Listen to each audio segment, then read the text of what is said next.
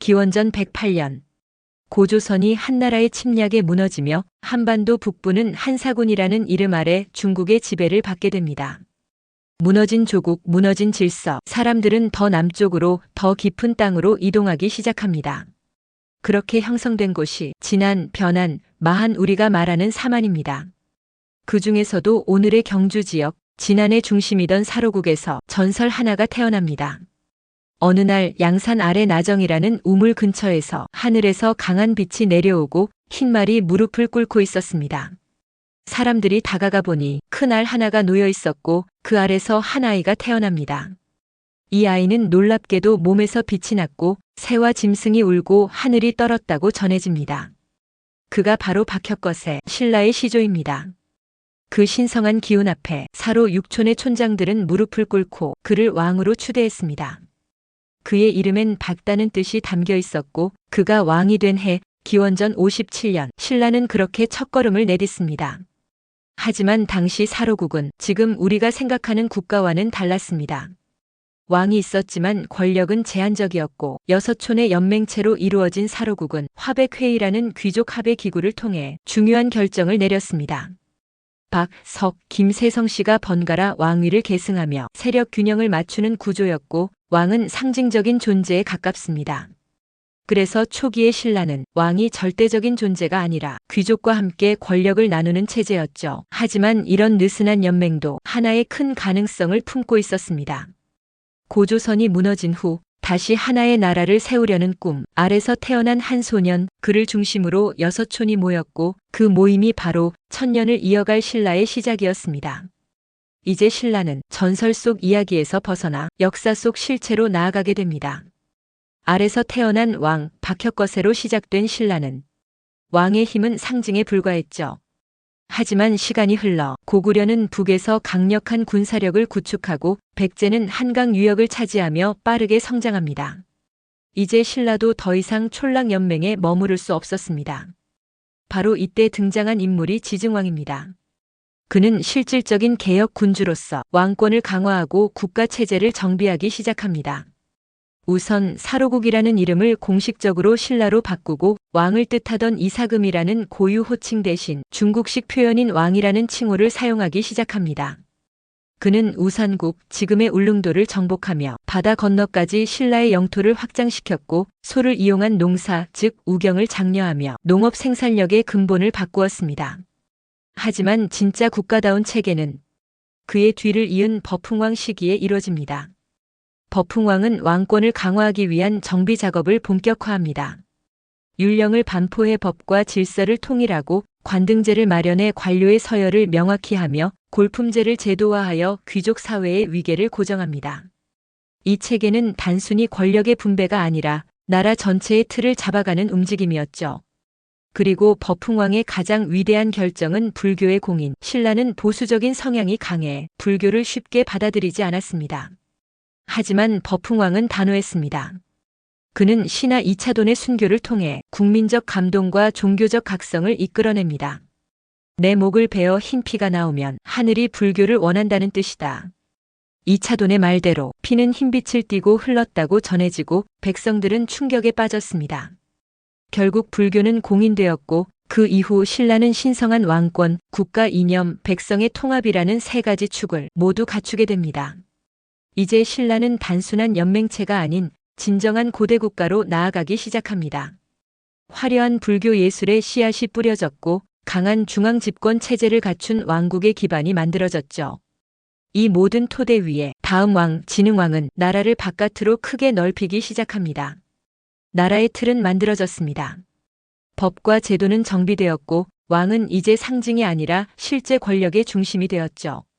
이제 필요한 건 영토였습니다. 그리고 그 일을 해낸 인물, 바로 진흥왕입니다. 진흥왕은 어린 나이에 왕위에 올랐지만 곧 어머니 지소 부인의 섭정에서 벗어나 스스로 전국을 이끌기 시작했습니다. 그는 단지 땅을 넓히는 데 그치지 않았습니다. 그가 바라본 건 신라를 한반도의 중심 강국으로 만드는 일이었습니다. 진흥왕의 첫 움직임은 젊은이들을 키우는 것이었습니다. 그는 화랑도를 조직해 신라의 청년들을 훈련된 전사이자 지도자로 양성합니다. 화랑은 단순한 군사가 아니라 예의, 충절, 불교적 도덕심까지 갖춘 신라식 인재 양성 시스템이었죠. 이 화랑들을 앞세워 진흥왕은 본격적으로 국경 밖으로 나아갑니다. 그는 처음엔 백제와 동맹을 맺고 함께 한강 하류를 공격합니다. 전쟁은 백제의 승리로 끝났지만 신라는 곧 약속을 깨고 다시 한강 상류를 차지하며 사실상 한강 유역 전체를 독점합니다. 한강은 단순한 강이 아니었습니다. 중국으로 가는 수로 무역과 외교의 핵심 통로였기 때문에 이 지역을 차지한 것은 삼국 사이에서 전략적 우위를 가져오는 일과 같았습니다. 이에 격분한 백제는 신라를 공격하지만 진흥왕은 이미 준비된 군사력으로 맞섭니다.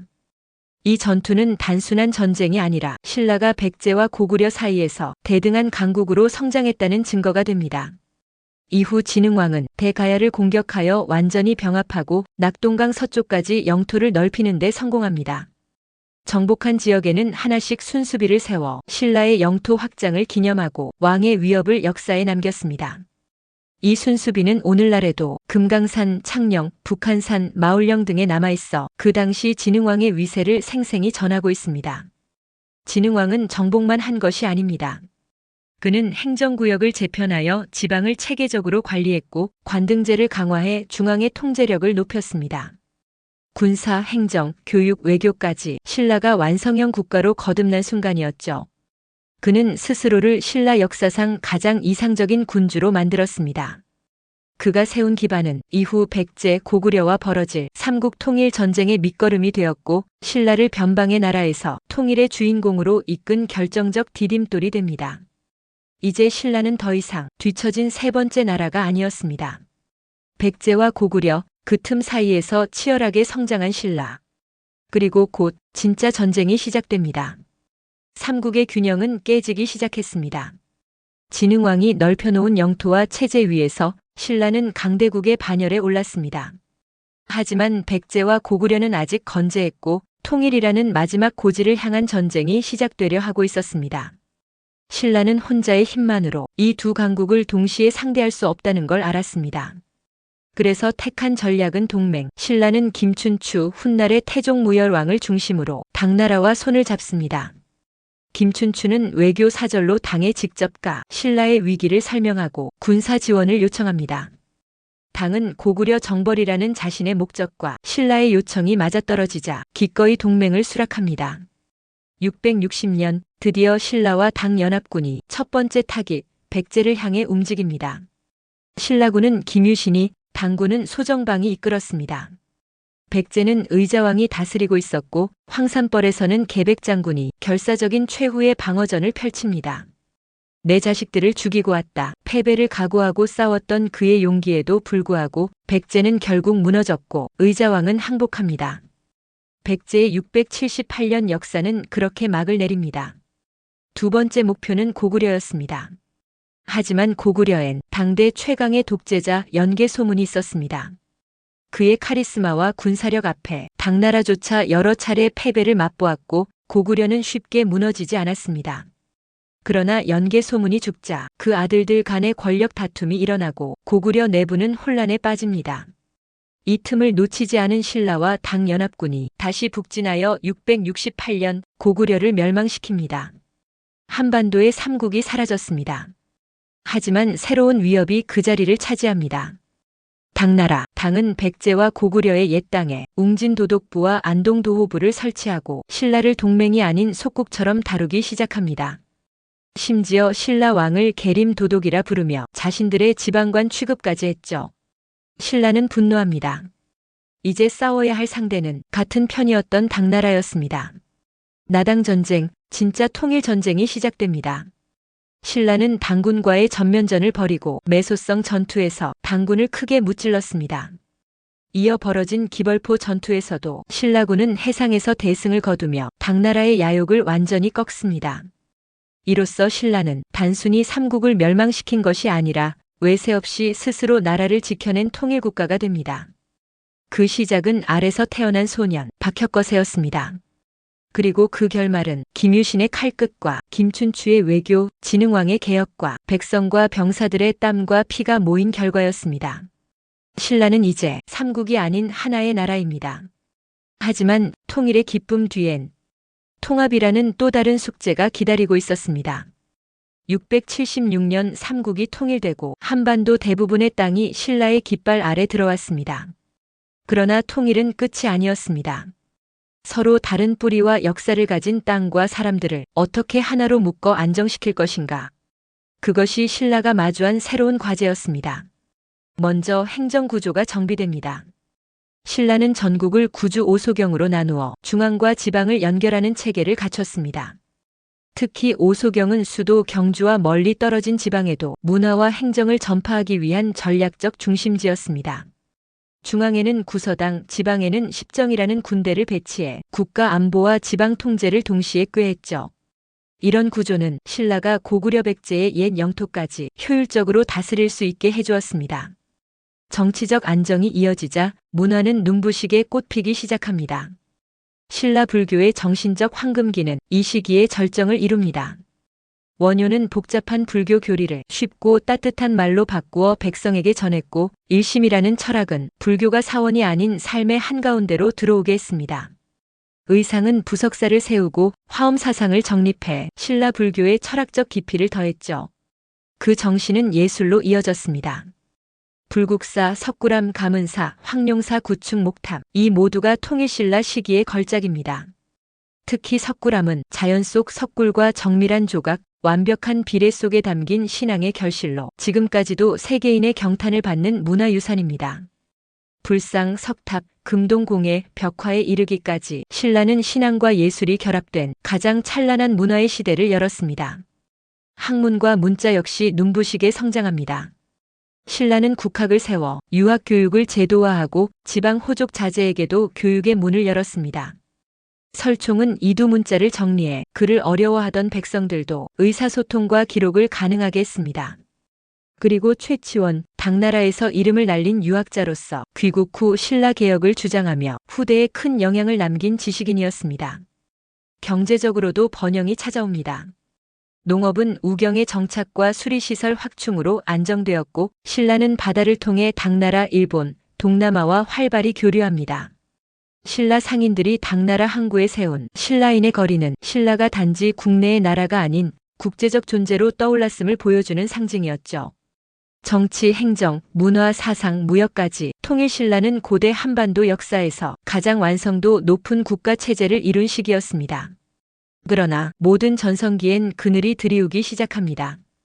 귀족은 권력에 안주하고 지방의 불만은 서서히 커지고 사회는 조용히 균열을 향해 나아갑니다. 화려한 불국사, 정교한 석굴암, 철학을 품은 국학과 설총, 최치원의 지성.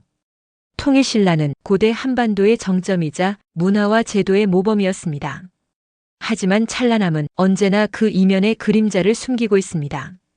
9세기에 접어들며 신라 사회는 점점 균열을 일으킵니다. 무너진 건 외부의 공격이 아니었습니다. 바로 내부였습니다. 왕권은 약해졌고 귀족들은 중앙 권력을 나눠 먹으며 자신들의 이익만 챙겼습니다. 정치는 무기력해졌고 세금은 늘어나고 백성들의 삶은 점점 피폐해졌습니다. 여기에 결정타를 날린 존재 호족, 지방에서 부와 군사력을 갖춘 세력들이 자신들의 땅을 지키며 사실상 작은 나라를 이루기 시작한 겁니다. 호족들은 왕의 명령을 듣지 않았고 오히려 그들 스스로가 왕이 되기를 원했습니다. 이들이 중심이 된 지역은 경상도, 전라도, 강원도, 충청도 전역으로 퍼져나갔습니다. 백성들의 분노도 폭발합니다. 세금과 부역, 굶주림과 억압에 지친 사람들은 곳곳에서 반란을 일으킵니다. 828년 김원창의 난. 경주 왕실과 인척 관계에 있던 김원창이 무열 왕계에 반발하며 자신의 아들을 왕으로 세우려 했던 사건입니다. 889년 원종과 애노의 난, 지방 농민들과 노비들이 참여한 대규모 농민 반란으로 신라는 더 이상 민심을 얻지 못했음을 보여주었습니다. 이런 혼란 속에서 드디어 새로운 시대의 주인공들이 등장합니다. 900년 견훤이 전라도 지역에서 후백제를 세우고 901년 궁예가 강원도와 경기 북부 지역을 차지해 후고구려 나중에 태봉을 건국합니다. 신라는 중심을 잃고 있었고 이 두 나라는 각자의 힘으로 한반도의 패권을 누리기 시작합니다. 이것이 바로 후삼국 시대의 시작입니다. 혼란은 멈추지 않았습니다. 신라는 더 이상 자신의 영토를 지키지 못했고 왕은 점점 백성의 시야에서 사라졌습니다.